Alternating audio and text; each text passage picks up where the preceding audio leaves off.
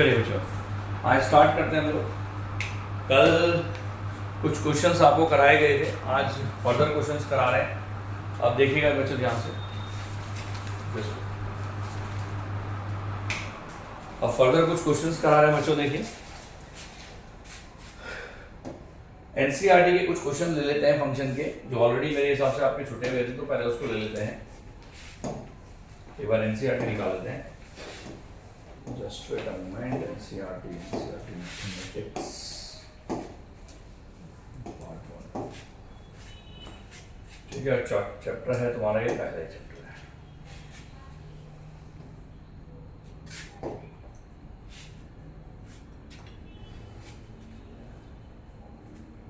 Function के बच्चों कुछ कॉन्सेप्ट है, कुछ क्वेश्चंस हैं फंक्शंस के, वो आपको बताया जा रहा है, देखिएगा।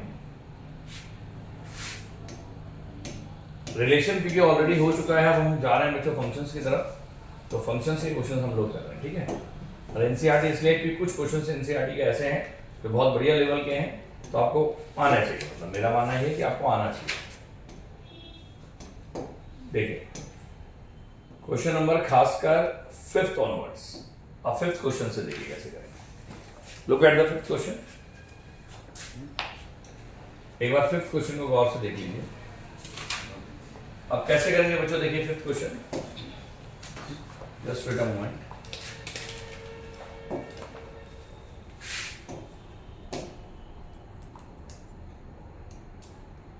चलिए देखिए 5th क्वेश्चन आपकी स्क्रीन में है बच्चों।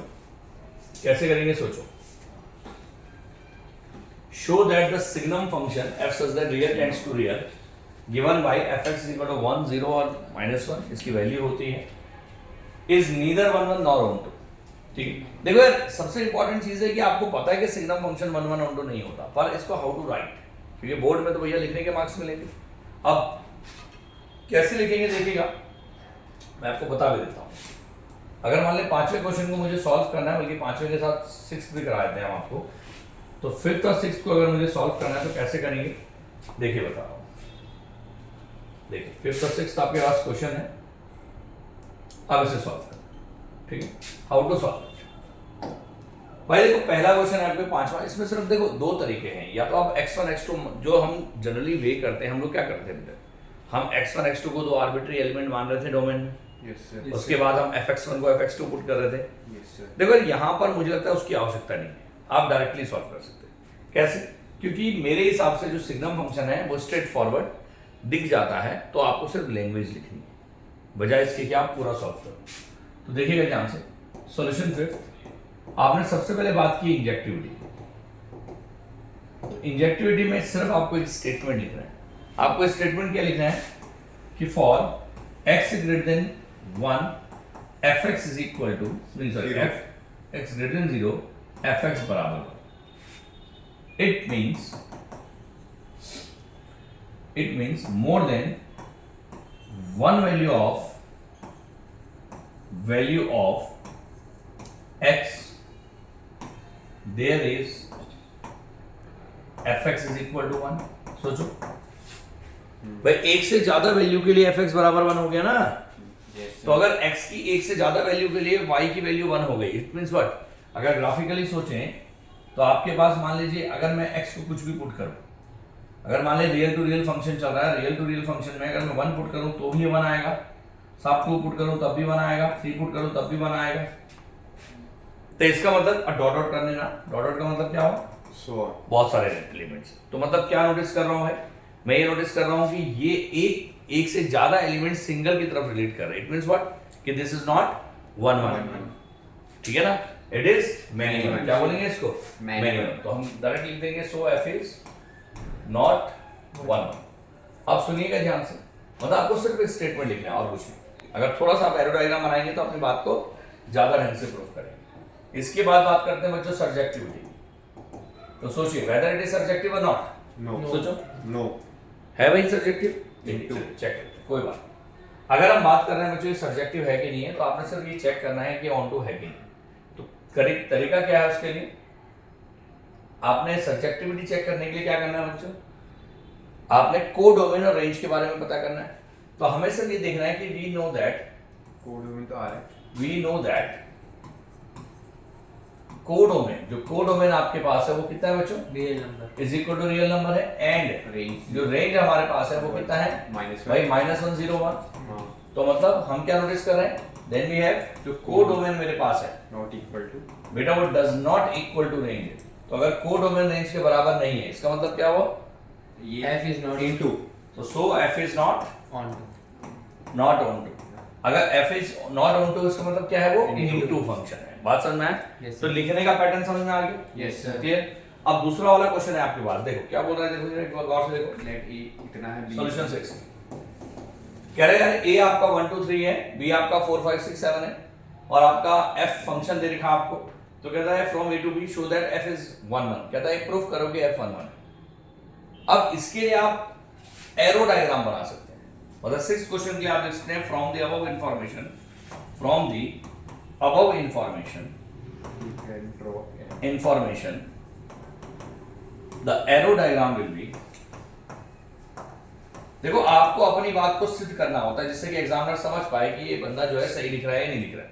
तो आप एरो डायग्राम बना सकते हैं। अगर एरो डायग्राम से कोई दिक्कत नहीं, मना नहीं कर दिया तो क्वेश्चन में, कोई दिक्कत नहीं।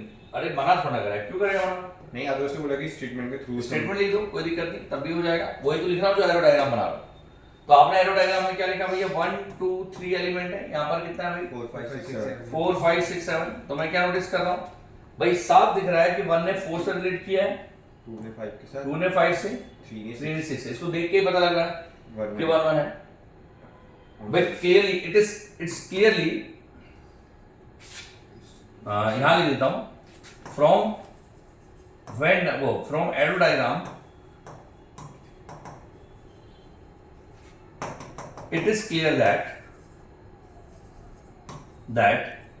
जो F1 है वो 4 है, F2 जो है वो 5 है और F3 जो है वो 6 है। नहीं समझे क्यों? Yes sir. अब मैंने कहा यार ये F3 जो है ये 6 है, तो मतलब क्या हुआ कि हर एक की यूनिक इमेज है ना भाई? Yes, sir. तो इसका मतलब हुआ then for every x there is unique y। बोलो समझ में आया? Yes yes sir. sir unique y, so it is 1 1। बात समझ में आया? तो how to write, this is the way to write. ठीक है? Yes sir. अभी एनसीईआरटी कुछ क्वेश्चन ऐसे हैं जो बड़े इंपॉर्टेंट है, लिखना कैसे है वो बता रहा हूँ, just note it down fast. Sir question number 8 भी बता दो। बता रहा हूँ एक मिनट, जस्ट पहले से नोट करो फिर बता रहा हूँ। अब देखो भाई ध्यान से, ये आ गया तुम लोग। अब देखिए अगला कर रहे हैं एनसीईआरटी का क्वेश्चन, इधर ध्यान से। क्वेश्चन नंबर 8 क्या ये सॉल्व क्वेश्चन नंबर 8 राइट है, जस्ट वेट अप। देखो भाई 8th क्वेश्चन, क्योंकि 7th क्वेश्चन तो it's very simple. In each of the following cases state whether the function is 1 1 not में, सबसे इसमें ज्यादा कुछ है नहीं। सही कह रहा हूं भाई? yes sir इन दोनों में तो ज्यादा कुछ है नहीं। तो हम लोग क्या करते हैं बच्चों, 8th क्वेश्चन देखते हैं उसके बाद 9 देखते हैं। ठीक है ना? तो पहले 8th एक बार देख लेते हैं हम लोग। ठीक है? then mosquitoes सब इंसेक्ट उनको भी जीने का डिस्टर्ब आवाज क्लास।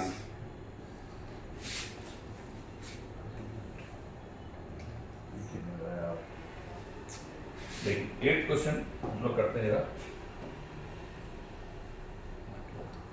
स्क्रीन बहुत सेंसिटिव है ना, बहुत इंपॉर्टेंट क्वेश्चन है। ठीक है? अच्छा क्वेश्चन है, अच्छे लेवल का क्वेश्चन है और ये वैसे भी इंपॉर्टेंट है। ठीक है? अब देखिएगा क्वेश्चन एक बार गौर से देखिए।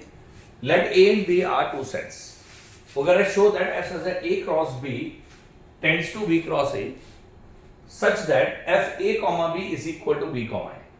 f a comma b क्या है? b comma a के बराबर है, is बाइजेक्टिव फंक्शन। कहते हैं यार ये बाइजेक्टिव फंक्शन होगा, इस बात को सिद्ध करना। ठीक है? कैसे प्रूव करेंगे बच्चों? बहुत सिंपल है मेरे हिसाब से, थोड़ा आपको समझना पड़ेगा। यहां पर फंक्शन क्या है? यहां फंक्शन a क्रॉस b से b क्रॉस a की तरफ है। यहाँ फंक्शन क्या है? a क्रॉस b से b। अब मुझे पता है यार a क्रॉस b के अंदर एक पेयर होता है yes sir और b क्रॉस a के अंदर भी एक पेयर होता है। बट सर तो एक पेयर का, एक मिनट मैं तेरी बात समझ गया, एक पेयर का दूसरे पेयर की तरफ रिलेशन होता है। आलोक साहब बोलना चाह रहे हैं कि अगर a कॉमा b यहाँ है तो b क्रॉस a के अंदर b कॉमा a होगा। yes sir a बोलना चाह रहा हूँ okay पर उसको मैं आगे बताता हूँ। ठीक है? फिलहाल a क्रॉस b, मतलब a कॉमा b जो है और दूसरा पेयर जो बनेगा वो c कॉमा डी बनेगा। ऑब्वियस सी बात है, एक पेयर दूसरे पेयर की तरफ रिलेट कर जाएगा। अब देखिए इस प्रश्न में सबसे पहले जो हम लोग स्टार्ट करते हैं, हम कैसे करते हैं भाई, मेरे पास ऑलरेडी पता है कि एफ ए कॉमा बी जो है बी क्रॉस ए के बराबर है, और रिलेशन जो एक्चुअली है यहाँ पर फंक्शन जो है वो क्या है, f a comma b is equal to b comma a. Got it? अरे जैसे सिंपल फंक्शन होते थे, जैसे एफ एक्स बराबर एक्स स्क्वायर होता था, तो वैसे तुम्हें वो फंक्शन जो दे रखा है वो एफ ए कॉमा बी किसके बराबर है, बी कॉमा ए के बराबर। डोंट बी कंफ्यूज्ड, यहाँ पेयर की टर्म है। तो सबसे पहले बच्चों हम लोग क्या करेंगे, इंजेक्टिविटी को चेक करेंगे। अब इंजेक्टिविटी के लिए आपने करना क्या है, दो आर्बिट्रेरी एलिमेंट मानने हैं, किसमें, डोमेन में। यहां डोमेन क्या है, ए क्रॉस बी, तो उसके अंदर जो आर्बिट्रेरी एलिमेंट होंगे वो पेयर की टर्म में होंगे, राइट? Yes sir. तो मैंने क्या काम किया, let a1 b1 and a2 b2 are two arbitrary elements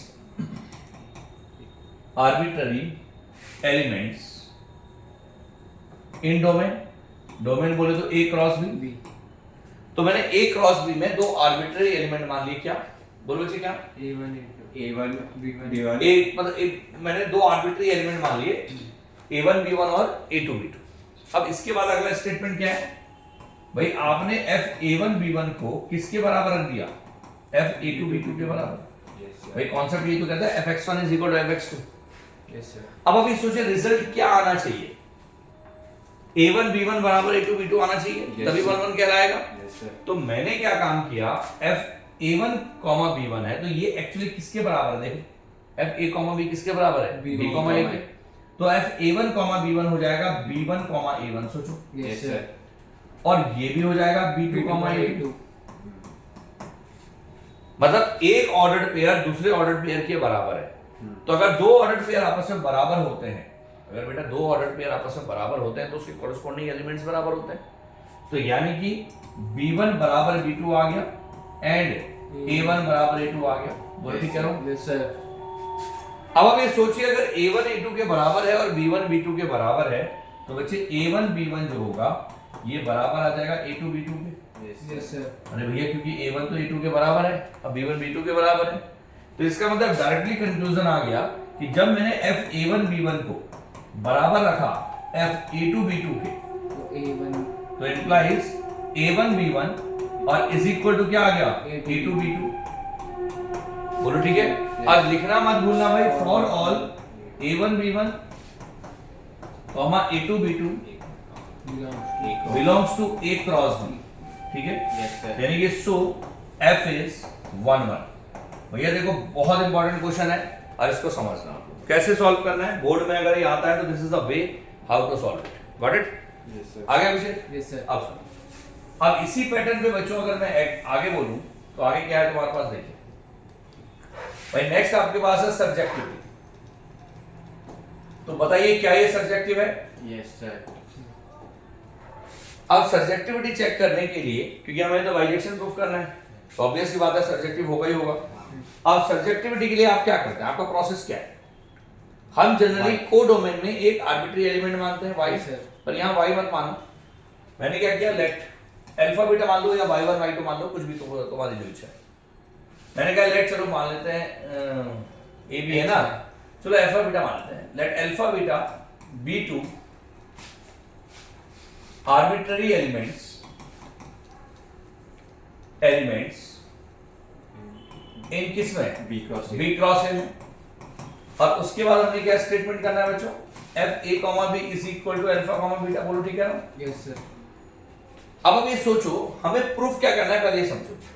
मुझे ये सिद्ध करना है कि हर एक अल्फा बीटा के लिए जो a b होगा ये अपने डोमेन में लाई करेगा। ये समझिए क्या प्रूफ करना है कि हर एक अल्फा बीटा के लिए जो a b होगा वो कहां लाई करेगा, अपने डोमेन में लाई करेगा, हर एक अल्फा बीटा के लिए। तो मैंने क्या काम किया बच्चों, देखिएगा सुनिए मैंने क्या काम किया, समझ में आया नहीं है? No sir. हमें ये प्रूफ करना है कि हर एक अल्फा बीटा के लिए, अल्फा बीटा को आपने y में एक आर्बिट्री एलिमेंट माना ना, तो मुझे ये सिद्ध करना है कि हर एक अल्फा बीटा जो b क्रॉस a के अंदर हो उसका रिलेशन a b में हो, ऐसे a b में हो या a1 a b में हो जो कि a क्रॉस b में हो। यानी कि हर कोडोमेन मतलब ए कॉमा बी अगर कोडोमेन में है तो किसके साथ जिसके साथ वो रिलेट कर रहा है वो किस में हो, ए क्रॉस बी के अंदर, यानी कि अपने डोमेन में हो। यही तो प्रूफ करना होता है। Yes, Yes, sir. sir. यही तो लॉजिक है, या सिंपल भाषा में कोडोमेन बराबर रेंज। व्हाट इट नॉट, ये वर्किंग रूल है। तो हमने क्या करना है, हमने ए कॉमा बी को मान लिया अल्फा कॉमा बीटा। अब ये सोचिए ए कॉमा बी को अगर आपने अल्फा कॉमा बीटा माना है तो इसको बी कॉमा ए लिख देंगे, बताओ कैसे? अरे भैया लॉजिक है ना, देख हाँ एफ ए बी किसके बराबर है, बी कॉमा ए के बराबर। अब दो ऑर्डर्ड पेयर अगर आपस में बराबर है तो ऐसा तभी होता है कि उसके कॉरस्पॉन्डिंग एलिमेंट बराबर होते हैं, पहला पहले के दूसरा और दूसरा दूसरे के। बोलो ठीक कह रहा हूं? Yes sir. तो b बराबर अल्फा हो गया और a बराबर कितना हो गया, बीटा। अब क्या करेंगे बच्चों, देखिए यहां पे समझ में आया नहीं है, एनी कंफ्यूजन? No sir. ठीक। अब अभी सोचिए कि अगर मैं आपसे कह रहा हूं कि अल्फा बीटा अगर किसको बिलोंग कर रहा है, b क्रॉस a को, यस सर। या ऐसा समझ लेते हैं हम कि इफ, बल्कि इससे डायरेक्ट हो जाएगा। कैसे डायरेक्ट हो जाएगा कि अगर अल्फा बीटा बी, ठीक, देखो अगर ए कॉमा बी बिलोंग कर रहा है ए क्रॉस बी को, यस तो देन बी कॉमा ए किसको बिलोंग करेगा, बी क्रॉस ए को। बी क्रॉस ए को। पलट जाएगा ना वो। Yes sir. आपको तो पहले स्टेटमेंट ये लिखनी चाहिए ना, ए क्रॉस बी मतलब अल्फा क्रॉस बी। तुम वैसे जानो तो वैसे चल देते हैं, कोई बात नहीं, चलो वैसे चल देते हैं। आगे सोचो कि अगर alpha comma beta b cross a को बिलोंग कर रहा है, यस सर। बीटा। तो सुनिएगा ध्यान से, then B comma beta comma alpha A cross B को बिलोंग करेगा। Yes yes sir. तो ये तो लॉजिक है सिंपल। Yes sir. अब बीटा के बदले हमने वैल्यू रख दी ए, यस सर। अल्फा के बदले वैल्यू रख दी B, A comma B belongs to A cross B. Yes yes sir. Sir. अब ठीक है, हाँ मैंने क्या लिख दिया कि हर एक ए अल्फा कॉमा बीटा जो कि बी क्रॉस ए में है उसकी जो प्री इमेज है, यानी कि ए कॉमा बी, वो कहां रिलेट कर रहा है, ए क्रॉस बी। तो साहब यही तो होता है सब्जेक्टिविटी। Yes sir. तो मतलब क्या हुआ कि for all alpha comma beta belongs to B cross A comma B belongs to A cross B. बोलो समझ में आया? तो so F is onto. Onto. आया समझ में? Yes sir. Clear? Very important question, just note it down. पूछो पूछ पूछ पूछ इसमें पूछना कुछ? पहले बात करो। चलिए ठीक है, पहले नोट करिए फटाफट इसमें बच्चों, फटाफट। इधर देखो भैया नेक्स्ट क्वेश्चन। अब इसके बाद आता है तुम्हारे पास नेक्स्ट क्वेश्चन, ध्यान से देखिएगा। मतलब एनसीईआरटी में कुछ क्वेश्चंस बहुत अच्छे हैं, उसमें से ये भी है। देखो भाई, क्वेश्चन हमारे पास है 9th क्वेश्चन, अच्छा क्वेश्चन है। देखिए इसको सॉल्व करने के तरीके अलग अलग हो सकते हैं हर जगह पे। 9th क्वेश्चन गौर से समझिएगा। अच्छा, we need to check it whether it is subjective और नॉट। ठीक है, अब सुनिए प्रश्न क्या है। देखो भाई, let f such that natural tends to natural be defined by fn is equal to this, n plus 1 by 2, n by 2 if n is odd, if n is even, for all n belongs to natural number. State whether the function f is bijective. मतलब मुझे check करना है कि whether जो function होगा वो bijective होगा या नहीं होगा। Justify your answer. अब सुनिएगा ध्यान से, अगर हम बात करते हैं बच्चों इसकी बाइजेक्शन की कि ये फंक्शन बाइजेक्टिव है या नहीं, बहुत आसान, मतलब इजी है लिखने का तरीका। क्योंकि देखो अगर डेफिनेशन की तरफ जाएंगे तो ज्यादा बेटर ऑप्शन। हमारी डेफिनेशन क्या कहती है, 1 1 कब होगा भाई, When every element of domain ए का हर एक एलिमेंट बी के सिंगल एलिमेंट के साथ रिलेट करे, बी का सिंगल एलिमेंट ए के सिंगल एलिमेंट के साथ रिलेट करे। ये दोनों कंडीशन होनी चाहिए। Yes sir. पहले तो फंक्शन की डेफिनेशन है। तो अब क्या है कि अगर मैं गौर से इसको देखूं, अगर मैं n को ऑड नंबर पुट करता हूं, मान ले 1 पुट किया, तो मैं क्या पुट करूंगा, सोच। ये जो 1 + 1 हो जाएगा वो कितना हो जाएगा बच्चों? अगर हम बात करेंगे यहाँ पर 1, तो 1 + 1 कितना हो जाएगा 2, और 2/2 कितना हो जाएगा 1। और अगर मैं यहाँ पर इवन नंबर 2 पुट करूंगा तो 2/2 कितना हो जाएगा 1। तो मैं क्या नोटिस कर रहा हूं कि 1 भी 2 की तरफ रिलेट कर रहा है, और जो 2 है वो भी 2 की तरफ रिलेट कर रहा है, सोचो। यस सर 2 नहीं सॉरी 1 की तरफ। हाँ भाई 1 भी 1 की तरफ रिलेट कर रहा है और जो 2 है वो भी 1 की तरफ रिलेट कर रहा है, तो इसका मतलब क्या हुआ कि ये 1 1 नहीं हो सकता, ये क्या होगा मैनी वन फंक्शन होगा। Got it now? अरे समझ में आ गया? यस सर तो ये 1 1 नहीं होगा, ये क्या होगा Many. मैनी वन फंक्शन होगा। Any confusion? No sir. अब सुनिए, अब अगर हम बात करें इसी उससे, क्योंकि उससे का जस्टिफाई और आंसर, अपने आंसर को जस्टिफाई करना है सर, तो हमने एक काम किया, मैंने कहा यार व्हेन n इज ऑड, या सबसे पहला काम हम क्या करते हैं, इसको इंजेक्टिविटी की बात करते हैं। तो थोड़ा नीचे लिख रहा हूं और यहां पर लिखते हैं हम इंजेक्टिविटी। मैंने कहा व्हेन n इज ऑड, जब n ऑड होगा, तो सोचो अगर n ऑड होगा and n is equal to 1 लेंगे, तो सोचो उस समय f1 की वैल्यू कितनी आएगी, 1 + 1/2 आएगी, that will be equal to 1। यानी कि f1 की वैल्यू कितनी आ गई, 1 आ गई। दूसरा मैंने कहा यार when n is even and n is equal to 2, तो मैं क्या नोटिस कर रहा हूं इसमें, f2 इज इक्वल टू कितना आएगा, 2/2, that again will be equal to 1, यानी कि f2 की वैल्यू भी 1 आ गई। तो मैं क्या नोटिस कर रहा हूं बच्चों कि we are observing that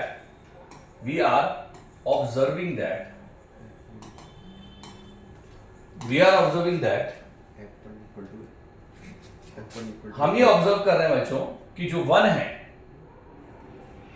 f1 is equal to 1 and f2 is also equal to 1।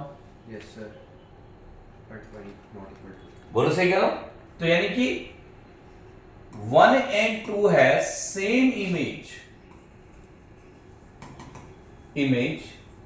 in natural number या in कोडोमेन। बोलो ठीक कह रहा हूं? Yes sir. इन कोडोमेन, उसकी कोडोमेन में सेम इमेज है। तो अगर सेम इमेज आ गई तो इसका मतलब क्या हुआ, सो इट इज नॉट 1 1, ये 1 1 नहीं हो सकता, क्योंकि 1 1 क्या कहता है, सेम इमेज नहीं आ सकती दो की। बात समझ में आ गया? Yes, आप इतना लिखेंगे तब भी you will get full marks. दूसरा तरीका और हो सकता है, आपको केस बनाने पड़ेंगे। जब n मतलब n1 n2 दो आर्बिट्री एलिमेंट ले लेंगे, फिर केस बनेंगे। वो केस वाला भी कराऊंगा मैं, पर वो दूसरा, क्योंकि ये इजी क्वेश्चन है, ठीक है। अब दूसरा केस लेके चलते हैं हम लोग, सर्जेक्टिविटी। तो बताओ क्या ये सर्जेक्टिव है? नो सर सर्जेक्टिविटी क्या कहती है बताओ? Codomain should be equal to range. Yes sir और यही तो कहता है सर्जेक्टिविटी क्या कहती है, codomain should be equal to range. Check कर लेते हैं। मैंने कहा let y be an arbitrary element, y के बदले क्या ले लेते हैं, n है ना, चलो y ले लेते हैं, y be an arbitrary element,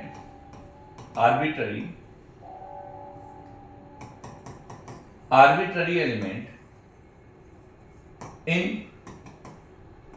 codomain. और उसके बाद हमने क्या करना है बच्चों, fn को क्या रखना है, जल्दी बोलो, y y and put fn is equal to y। तो अब इसमें मैं केस 1 बनाऊंगा, व्हेन n इज ऑड। तो सोचो अगर n ऑड होगा तो fn अगर y है तो n + 1/2 is equal to y, यानी कि n is equal to 2y - 1 होगा। Yes sir. यस सर यानी कि फॉर ऑल मैं y को कोई भी नंबर रखूं, y belongs to natural number, भाई n belongs to even odd number, odd number. Odd natural number. सोचो, ट्रू अरे सोच ध्यान से। अच्छा हाँ हाँ हाँ अगर n को तो कोई भी नेचुरल नंबर है तो साहब y की वैल्यू, n की वैल्यू क्या आएगी, ऑड नेचुरल number। नंबर आएगी। Am right no? Yes sir. तो ये हो गया केस 1। इसको देख के मुझे साफ पता लग रहा कि n की वैल्यू ऑड नेचुरल नंबर है, यानी कि n ऑड है, मतलब अपने डोमेन में है, ठीक है। उसकी डोमेन क्या है, नेचुरल नंबर, उसमें ऑड तो वो आ गया। अब आते हैं दूसरे केस। तो दूसरा केस क्या बनेगा बच्चों, when n is जगह नहीं है, यहां लिख रहा हूं, case 2 when n is even. तो n अगर इवन होगा तो तब क्या होगा, n अगर इवन होगा तो इवन के केस में कितना, n/2, तो n/2 बराबर y हो जाएगा, n बराबर 2y हो जाएगा।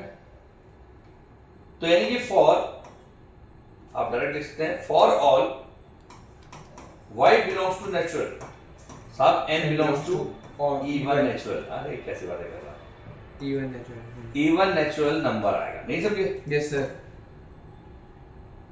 अब मतलब क्या हुआ, आप सोचो कि y की कोई भी वैल्यू के लिए जो x की वैल्यू है साहब वो नेचुरल तो आ रही है। Yes sir. अरे भैया एक बार और आ गया, एक बार इवन आ गया, और कुछ होता ही नहीं नेचुरल में।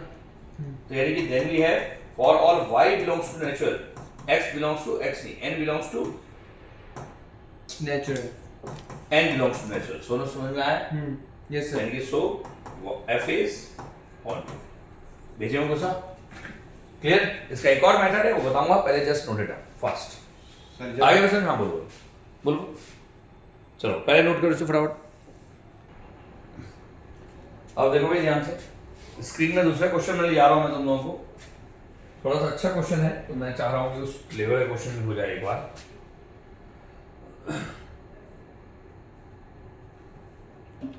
देखिए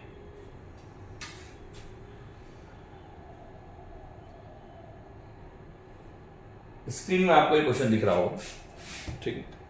क्वेश्चन क्या है कि let f such that natural मतलब n यूनियन 0 टेंड्स टू, थोड़ा धुंधला दिख रहा है बता रहा हूं, n union 0 be defined by fn is equal to n plus 1 if n is even और n minus 1 if n is odd, show that f is bijective.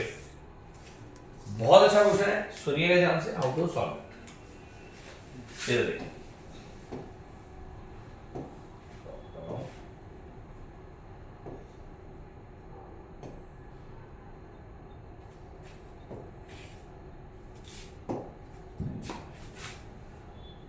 देखिए स्क्रीन में आ गया आपके पास क्वेश्चन, ये है क्वेश्चन, देखिए छोटा नहीं कर रहा हूं, इतना ही है, थोड़ा सा मैं इसको शॉर्ट कर, ठीक है, ताकि आपको समझ में आए।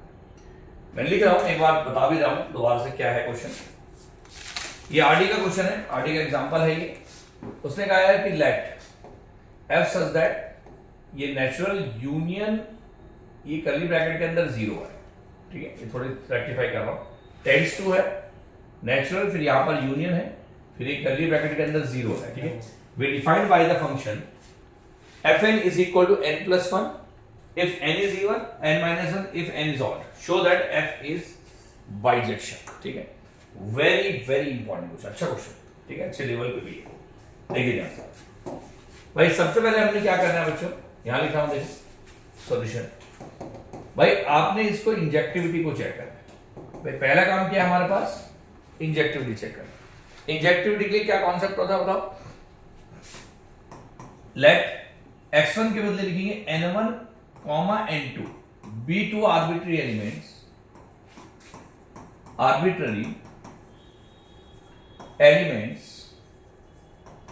इन डोमेन। तो डोमेन में आपने दो आर्बिट्री एलिमेंट ले लिए, नेचुरल, यूनियन और कर्ली ब्रैकेट के अंदर 0। बात समझ, दो आर्बिट्री एलिमेंट ले लिए। अब यहां समझ, सुन, यहां बनेंगे 3 केस, 3 के 4 केस।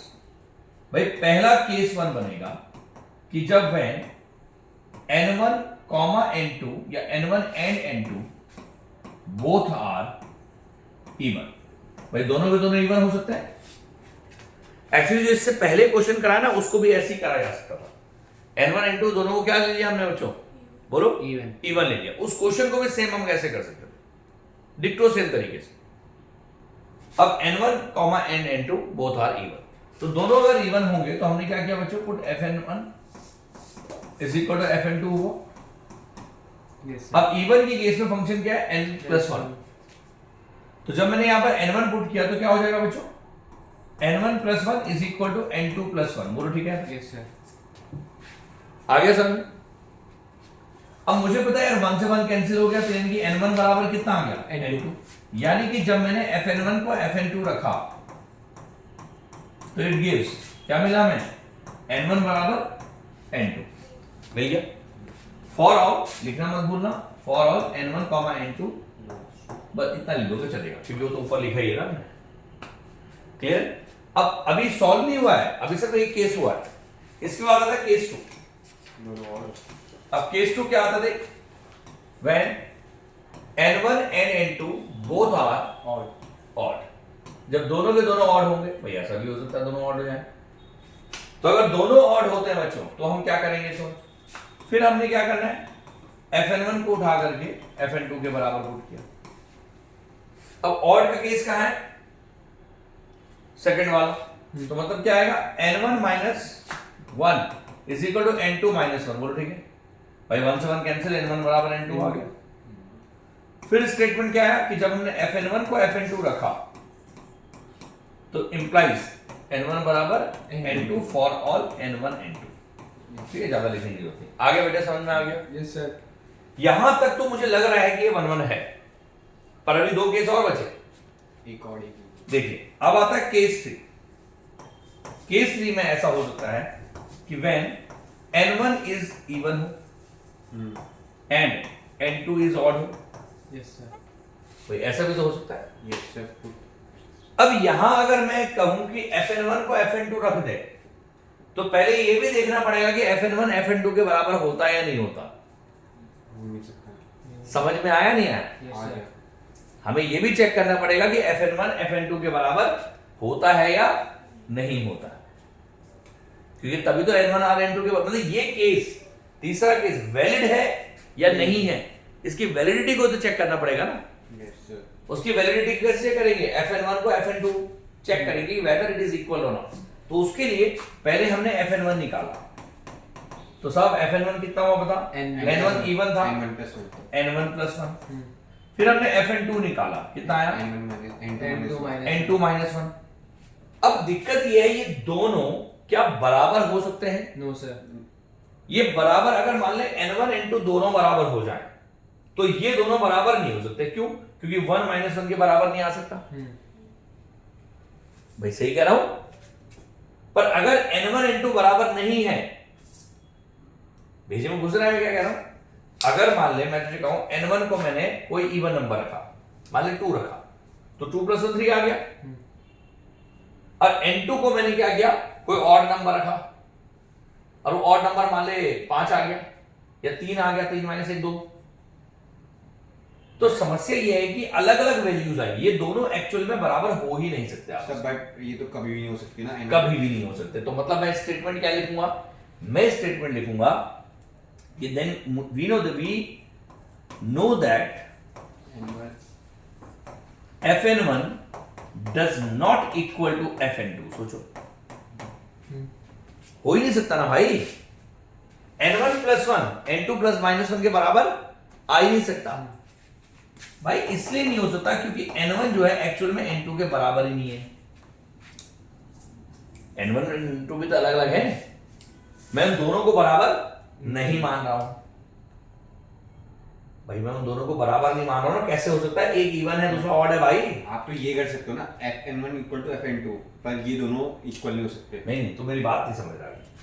मैं n1 बराबर, देखो दो तरीके हैं, या तो मैं इन दोनों को बराबर मानूं और उससे n1 बराबर n2 निकालूं, एक तरीका तो ये है। Yes sir. पर मैं कह रहा हूं कि ये दोनों बराबर ही नहीं है ना, क्योंकि वो दोनों बराबर नहीं है।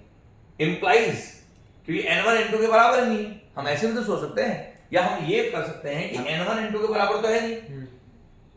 हम ये भी तो कर सकते हैं, आप अगर ऐसे नहीं जाना चाहते तो हम ऐसे जा सकते हैं कि n1 n2 के बराबर तो है नहीं, क्योंकि इवन ऑड बराबर होते नहीं, तो उनकी इमेजेस भी बराबर नहीं है। हाँ। तो उनकी इमेजेस भी बराबर बराबर नहीं है, यानी कि उनकी इमेजेस भी अलग अलग हैं, ये भी बोल सकते हैं। समझ में आ रही है भेजे में? Yes sir. तो हम ये बोल रहे हैं कि उनकी इमेजेस बराबर नहीं है। क्यों नहीं है भाई? क्योंकि n1 n2 के बराबर नहीं है। तो मतलब अलग होने से उनकी इमेजेस भी अलग अलग होंगी, वो सब सेम नहीं होंगी। मतलब ये वाली सिचुएशन उस केस में है ही नहीं। ठीक है, अब आते हैं चौथा केस 4। n1 is odd। भाई वैसा भी तो हो सकता है कि वैन क्या होगा बच्चों, n1 is odd। वैन अभी हमने इवन ऑड लिया था, n1 इज ऑड, ऐसा हो सकता है। Yes sir. And n2 is even, तो ये भी नहीं होगा। बिल्कुल नहीं होगा। तो फिर इसमें केस में क्या करेंगे, सोचो। उस केस में fn1 कितना आएगा बच्चों, n1 माइनस n1 माइनस 1। बोलो ठीक है, n1 minus 1। n1 minus 1 and fn2 कितना आएगा, n2 प्लस 1। n2 plus 1। तो मैं क्या नोटिस कर रहा हूं था, fn1 सर fn2 के बराबर ही नहीं है। क्यों नहीं है भाई? क्योंकि n1 n2 के बराबर क्योंकि n1 n2 के बराबर ही नहीं है। समझ में आया? तो मतलब क्या हुआ, ये दो केसेस से हमें क्लियर हो गया कि भैया 1 1 होगा ही होगा, और इन दो केस से हम पहले निकाल चुके थे 1 1, तो हमें डायरेक्टली क्या पता लगा, सो fn इज नहीं आया, समझ नहीं आया। नहीं, मैं समझा n1 अगर fn1 को fn2 रखा तो n1 n2 के बराबर आ गया। ठीक है। ठीक है, 1 1 हो रहा है इससे। हाँ, यहाँ से ठीक हो है, रहा है। fn1 को fn2 रखा, n1 n2 के बराबर आ गया। हाँ। 1 1 हो रहा है। यहां से क्या पता लग रहा हमें कि अगर fn1 fn2 के बराबर होता तो n1 n2 के बराबर आना चाहिए था। बात समझ में आए? मतलब वो दो अलग अलग इमेज नहीं बनाएगा, और अगर fn1 fn2 के बराबर नहीं है तो भी n1 n2 के बराबर नहीं आना चाहिए। हाँ। तो ये बात भी तो सेम चीज कंक्लूड कर रही है। आप एरो डायग्राम सोचो, n1 n2 के बराबर नहीं है तो उनकी इमेजेस भी बराबर नहीं है। हाँ ठीक है। तो भी तो 1 1 है। हाँ तो भी अच्छा, हाँ ठीक तो है। अगर मैं कहूं कि उनकी इमेजेस बराबर नहीं है और n1 n2 के बराबर नहीं है तो भी 1 1 है भाई, दिक्कत कहां है? ठीक है। आई बात समझ में कि अगर हम ये बात करें कि भैया वो भी बराबर नहीं है तो फर्क क्या पड़ेगा बताओ? सोचो सोचो, 1 1 हो जाएगा। 1 1 हो जाएगा। आया समझ में? Yes, sir. आप इसको ऐसे भी कर सकते हैं कि अगर आप तुम ये कहो कि भैया हमें ऐसे नहीं करना है तो तुम एक काम और कर सकते हो, ये जो लास्ट वाले स्टेटमेंट है ना इसको पलट के लिख दो, जैसे आलोक बोल रहा ना वैसे लिख सकते हैं, कोई इशू नहीं। क्या करेंगे, वी नो दैट, इधर से आप इसको स्टेटमेंट को ऐसे भी लिख सकते हैं कि we know that n1 does not equal to n2। Yes sir. n1 तो n2 है नहीं, तो it implies fn1 does not equal to fn2। सोचो, यस सर। n1 n2 बराबर नहीं है तो उसकी इमेजेस भी बराबर नहीं है। और यहां से भी हम सेम स्टेटमेंट लिख सकते हैं। क्या लिख सकते हैं भाई? कि देन वी हैव f मतलब n1 does not equal to n2 तो implies fn1 does not equal to fn2। बोलो समझ में आया? तो so f is not means of f is 1 1 1 f is 1 1 आ गया ना? Yes sir. बात समझ में आ गया? क्लियर? यही लाना था। एनी कंफ्यूजन है? No sir. Very very very important question, और आने के चांसेस बहुत ज्यादा है बोर्ड में। ठीक है भाई, आ गया समझ में आपको? बोलो। Yes sir. अब इसकी करनी है सब्जेक्टिविटी चेक। सब्जेक्टिविटी तो खैर बहुत इजी है, बहुत इजी है सब्जेक्टिविटी। मुझे पता है मैं इवन रखूंगा तो ये स्टेटमेंट ऑड आएगा, हाँ। और मैं ऑड रखूंगा तो इवन आएगा। यानी कि इवन रखने से ऑड आया, ऑड रखने से इवन आया। उसमें 4 केस तो मतलब क्या हुआ कि सारा के सारी रेंज जो है कोडोमेन के बराबर आ गई। अरे सारा रेंज कोडोमेन के बराबर आ गया भाई। इस वाले में तो 2 ही केस बनेंगे ना सब्जेक्टिविटी में। देख चल मैं बता दूं। देखो अब सुनिएगा ध्यान से बच्चों। सर हाँ भाई, मैं क्या बोल रहा हाँ, हूँ, बोल। उसमें तो 2 ही केस बनेंगे, आप ज्यादा कैसे बना सकते हो? किसमें दो केस बनेंगे भाई? जब आप वो करोगे ऑन टू को। मैं बता रहा हूं, दो केस बनाने ही नहीं, उसमें केस बनाने ही नहीं है हमें हाँ तभी भी जो आपने पिछला भाई, लगाया उसमें हमें केस नया बनाने ही पेज नहीं है। बनाना। मैं कह रहा हूं उसमें केस बनाने की जरूरत ही नहीं तो है। नया पेज कर दो सर, छोटे हो जाएंगे। जस्ट वेट कोई बात नहीं सर, यहीं पर बना था, कोई दिक्कत नहीं, पूरा ऑन द स्पॉट होगा। ऑलरेडी लिख दिया है जिसे लिखना था, मैं थोड़ा सा इसको शॉर्ट में करेंगे तो कोई दिक्कत नहीं। हम जो लिखा ही नहीं, अरे तो कोई बात नहीं, वीडियो पॉज करके लिखिए। सुनो देखो याद रखो, ये समझ में आ गया? तुम्हें क्लियर हो गया यहाँ तक? Yes sir. अब मान लीजिए हम इसकी सब्जेक्टिविटी की बात करते हैं, तो देखिए सब्जेक्टिविटी में करा रहा हूं, बड़ा सिंपल है। क्या लिख रहा हूं? सब्जेक्टिविटी। आप सिर्फ ये सोचो, थोड़ा दिमाग लगाकर,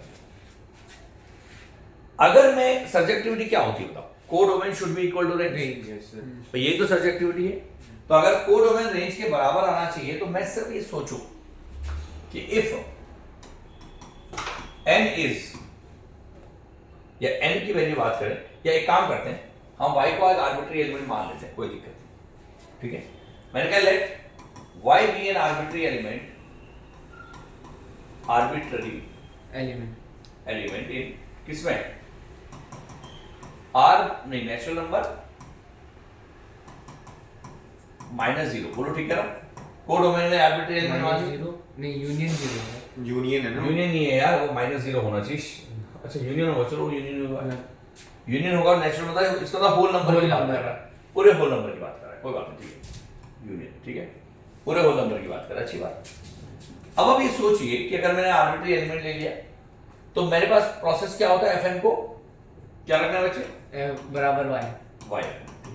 मैंने केस बनाया, पहला case when n is even, तो जब n इवन होगा तो सब इवन में कितना है, n plus 1, तो सब n plus 1 is equal to y होगा, तो n is equal to कितना हो गया, y minus 1।